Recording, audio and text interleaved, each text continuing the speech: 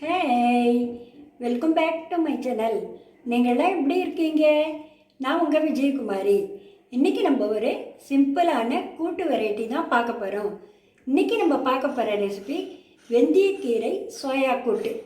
இது ரொம்ப டேஸ்ட்டாக இருக்கும். வெந்தயக்கீரையில் அதிக அயன் இருக்குது, சுகர்காராக எடுத்துக்கலாம்.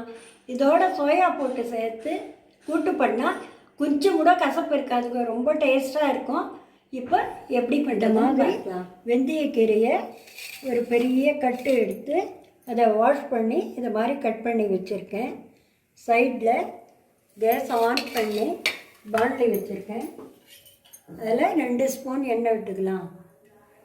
1/2 ஸ்பூன் கடுகு, ஒரு 1/2 ஸ்பூன் கடலைப்பருப்பு,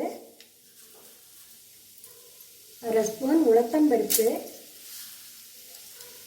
ஒரு 4 வெந்தயம் வாசனைக்கு, ஒரு 1/2 ஸ்பூன் சீரகம். இதெல்லாம் போட்டு கடுகு பொரிஞ்சு பருப்பெல்லாம் செவந்து, இப்போ பருப்பெல்லாம் நல்லா செவந்தெடுத்து ஒரு பெரிய வெங்காயத்தை எடுத்து இப்படி நீளமாக கட் பண்ணி வச்சுருக்கேன். அதை இதில் போட்டுக்கலாம். அது வெங்காயத்தை நல்லா வதக்கணும். ஃபஸ்ட்டு 2 தக்காளி பொடி பொடியாக கட் பண்ணி வச்சுருக்கேன், அதையும் போட்டுக்கலாம். இதை போட்டு இதையும் நல்லா வதக்கிக்கலாம். இப்போ இதில் 2 கைப்பிடி இந்த சின்ன சோயா அதை எடுத்து தண்ணியில் வாஷ் பண்ணி வச்சுருக்கேன், அதையும் இதில் போட்டுக்கலாம். எல்லாம் போட்டால் புளி கூட கசப்பும் இருக்காது, டேஸ்ட்டு ரொம்ப நல்லாயிருக்கும். இதை நீங்கள் சாதத்தோடவும் கசங்கி சாப்பிடலாம். சப்பாத்தி அதுக்கெல்லாம் ரொம்ப நல்லா, பூரி இதுக்கெல்லாம் ரொம்ப நல்லாயிருக்கும். அப்புறம் இந்த கட் பண்ண கீரையை இதில் போட்டுக்கலாம். இதை 1 நிமிஷம் வதக்கலாம். அப்புறம் இது வேக போகிறதுனால ரொம்ப நேரம் வதக்க வேண்டாம். இதில் ஒரு 1/2 ஸ்பூன் பெருங்காயப்பொடி,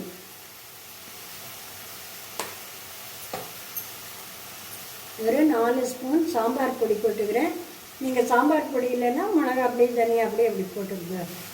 ஒரு 1/2 ஸ்பூன் மஞ்சள் பொடி, நான் 4 ஸ்பூன் உப்பு போட்டுக்கிறேன். நீங்கள் உங்கள் குழம்புக்கு ஏற்ற மாதிரி உப்பு காரெல்லாம் போட்டுக்கோங்க. இதெல்லாம் நல்லா மிக்ஸ் பண்ணி விட்டுடணும். நான் 100 கிராம் துவரம்பருப்பு எடுத்து ப்ரெஷர் குக்கரில் 5 விசில் விட்டு நல்லா குழைய வேக வச்சுருக்கேன். அதை கரண்டியால் மேஷ் பண்ணி வச்சுருக்கேன். அதை இதில் போட்டுடலாம். உங்களுக்கு தேவையான அளவு எவ்வளோ கூட்டு வேணுமோ அதுக்கேற்ற மாதிரி தண்ணி விட்டு நல்லா கரைச்சி கொட்டிடுவோம். இதெல்லாம் நல்லா மிக்ஸ் பண்ணி விட்டு கொதித்து கீரையும் நல்லா வெந்து வரணும். அது வரைக்கும் வெயிட் பண்ணலாம். நல்லா கொதித்து கூட்டு ரெடி ஆகிடுச்சு. இப்போ கேஸை ஆஃப் பண்ணிடலாம்.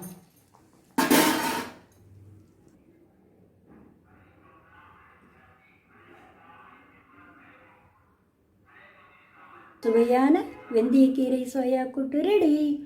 நீங்களும் ட்ரை பண்ணி பார்த்து எப்படி இருக்குன்னு மறக்காமல் சொல்லுங்கள். தேங்க்யூ.